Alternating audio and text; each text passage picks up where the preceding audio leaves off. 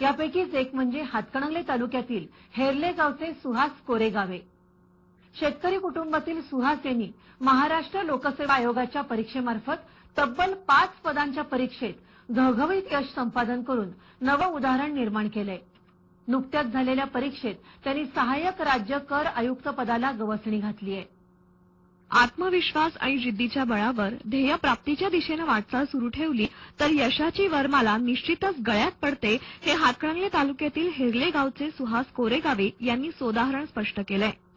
शेतकरी कुटुंबात जन्मलेल्या सुहास यांनी लहानपणापासूनच विविध शालेय स्पर्धा परीक्षेत यश संपादन करत आपल्या बुद्धिमत्तेची चुणूक दाखवून दिली होती.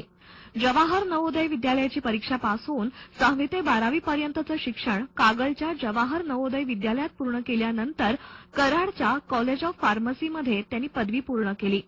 त्यानंतर 2012च्या मंत्रालयीन सहाय्यक परीक्षेत ते राज्यात द्वितीय क्रमांकाला पास झाले. तसंच 2012च्या विक्रीकर निरीक्षक पदाच्या परीक्षेतही राज्यात 6व्या क्रमांकाने उत्तीर्ण झाले. त्याच वर्षी राज्य उत्पादन सहाय्यक आयुक्त पदाची परीक्षाही उत्तीर्ण होऊन त्यांनी एकाच वर्षात हॅट्रिक केली.